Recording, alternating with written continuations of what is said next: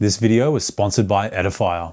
Today we're checking out the Edifier W830NB. Retail price here is $79 US, but they usually go on sale quite a bit cheaper. So today I'll be scoring and ranking them in 10 categories against 10 other headphones. You can also customize this scoring and compare all the headphones nice and easily with my spreadsheet linked below. I'll explain more about that later though. And a quick disclaimer, Edifier weren't able to watch this video prior to me uploading. They know about my scoring and ranking system and we're still happy to sponsor the video where a lot of brands aren't. But let's start with category 1, build quality and fit. And it's a similar design to the previous model, the 820NB Plus, but with some noticeable upgrades in quality. So the headphones weigh in at 261 grams. And compared to the 820, you just get a much sturdier build with high quality plastics. You get a steel headband now rather than a plastic one, more cushioning on the headband, but the biggest improvement is the more spacious ear cups. They're not only wider, but have more depth as well. So even for my pretty giant ears, they're incredibly comfortable. Much more comfortable than the 820. But this is still a budget headphone, so the headband does lose shape when you extend it out, or if you have a big head like me. But the clamping force is spot on here, tight enough so the headphones stay in place, but not overly tight to cause any ear or jaw fatigue, which was a slight issue on the 820. And you're actually able to fold the headphones in this time around, which you couldn't do on the 820. They were the only headphones that I tested where you couldn't fold them in. So I'm scoring the 830 a 7.5 out of 10. It's pretty close to an 8 out of 10, but a headphone like the Earphone Wave Pro does have slightly better build quality overall. And sadly, you don't get a hard case, not even a soft case included here. I think at this price, at least a soft case should be there. Now, category 2 is battery life. And you're getting a solid 54 hours with noise cancelling on and a whopping 94 hours with noise cancelling off. A huge increase over the 820, which had 33 hours with noise cancelling on. And if you're low on battery, you can charge the headphones for 10 minutes to get 7 hours of playback. I'm not sure if that's with noise cancelling on or off, but even if that was with noise cancelling off, you're still going to get over 3 hours of noise cancelling on. So pretty decent. So pretty simple around here. They're getting a 9.5 out of 10. And if you want to compare all the headphones easily, you can do that in the spreadsheet linked below. Now onto category 3, controls. And you get a super simple layout here with physical buttons on the right ear cup. They all have a nice click to them. And only the play pause button has an indent, which at least for me makes it easier to know which button I'm pressing. The 820s also had an indent on the volume up, which made it a bit confusing for me. And you can control everything here, volume up and down, play, pause, track forward and back, voice assistant, and your noise cancelling control. You can also tap the noise cancelling button to quickly turn on your low latency gaming mode. And you can long hold the button to turn on Bluetooth pairing. You can also customize your ambient control switching, so you can add noise cancelling off into the mix there, or just choose 2 out of the 3 options. So they're getting an 8.5 out of 10 here. You get the basics and everything you need really. Now category 4 is connectivity. So you're getting Bluetooth 5.4, SBC, AAC, and LDAC high-res. You also get multi-point connection, so you can connect 2 devices to the headphones at the same time. You just need to pause playback on one device before you play it on the other device for the audio to kick in. When you get a phone call though, it will automatically switch over. And the low latency mode does work quite well. If you're into quicker reaction games like shooters, I think this is still not a level that would be incredibly suitable. So for casual games, you should be fine, but still you can just plug in via the USB-C cable to any device with USB-C and that will work like an auxiliary cable. So with USB-C to USB-C connection, you're gonna get no latency. And a massive benefit of USB-C audio compared to auxiliary is that you're still able to control your media playback. So you can play, pause, skip tracks, turn volume up and down, and the headphones will remain powered on as well. So you can still use your noise cancelling and transparency control. But you're gonna get even better sound quality because it's using that USB-C connection and the headphones are still powered on. With a lot of the headphones in this price range on my ranking, you're not able to use the auxiliary cable connection and power the headphones on at the same time. So a lot of the time, the sound becomes quite thin and quite muddy as well. And it also turns out the 820NB Plus could also do this. I just missed it when I covered it in my review. So they're getting a 9 out of 10 here for connectivity. Now onto category 5, call quality, and I run through 3 tests here: a quiet room, simulation crowd noise, and a simulation windy city with construction. And the final score is the average of all 3 tests. So the 830NB is getting a 7.5 out of 10. So about the same quality as the 820NB Plus. But before I leave you with some samples, first, you can't mute your microphone using the headphones controls when you're on a phone call. And you're not able to switch between noise cancelling or transparency when you're on a phone call. By default, it will turn on noise cancelling with wind reduction. Even if you go into the app, you can't change this. But now here are some samples compared to the 820. Again, it was very similar, but they did perform better in the windy city test.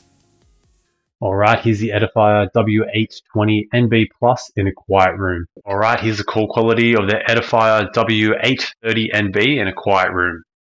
Alright, so now we're going to test how the microphones block out some simulation crowd noise. Alright, here's the Edifier 820NB Plus with some simulation crowd noise. Alright, here's the 830NB with some simulation crowd noise. Alright, now I've got some city noise, some construction noise, and some simulation wind. Alright, here's the Edifier 820NB Plus with some city noise, construction noise, and some simulation. Alright, here's the 830NB with some city noise, construction noise, and some simulation. Alright, category 6 is app customization and extra features.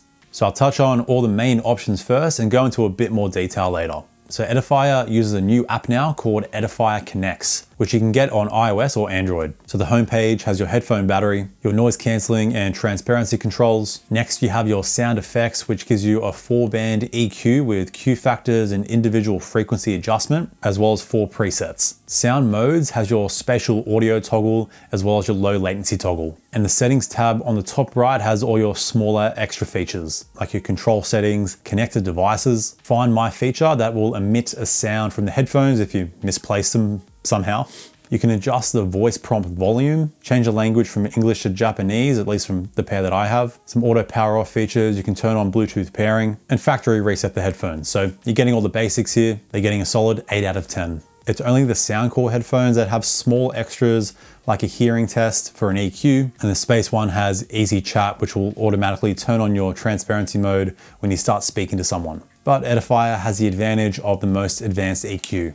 Alright, category 7 is noise cancelling, and how I test my noise cancelling, I chuck on my soundbar and I'm playing simulation plane noise and crowd noise. So I'm getting low, middle, high, consistent as well as inconsistent sounds. And here's the scoring for all the headphones with the plane noise test, the crowd noise test, and the total score is the average rounded up to the nearest half. So the 830NB get an 8 out of 10 overall. They do advertise 45 decibels of noise cancelling compared to 43 decibels on the 820, but I'm noticing barely any improvement in both of my tests. It may have been ever so slightly stronger in the crowd noise test, but not noticeable enough to get an extra half point. You do get a strong or mild noise cancelling mode now, so you can bring the strength down. And the wind reduction mode will bring the noise cancelling strength down by about 30%, but this will completely cut out the microphones from picking up any wind if you're outside on a windy day. And if you don't have that on, the microphones do pick up wind quite easily if it's pretty windy outside. And finally, there's EQ shift. So this is how your sound quality changes when you go from noise cancelling to transparency to noise cancelling off. And when you go from noise cancelling or transparency to noise cancelling off, the bass increases by about 15%, which is quite noticeable on the Edifier 820, even the WH700. They only had about a 5% difference, which is usually what I'm looking for. 15% is definitely on the higher side. I'm not a fan of this because your sound quality is going to change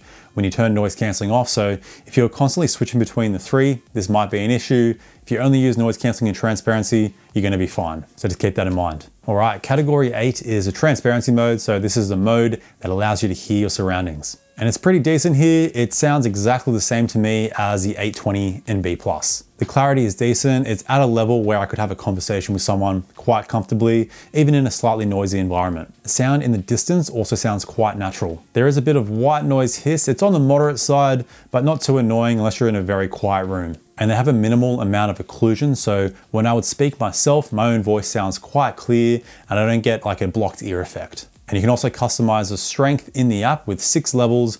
By default, it's at 3. You can turn it up to 4 and it's going to improve the clarity, but it's going to increase the white noise hiss. So either at 3 or 4 is the best for me. So overall score here is an 8 out of 10, same as the 820.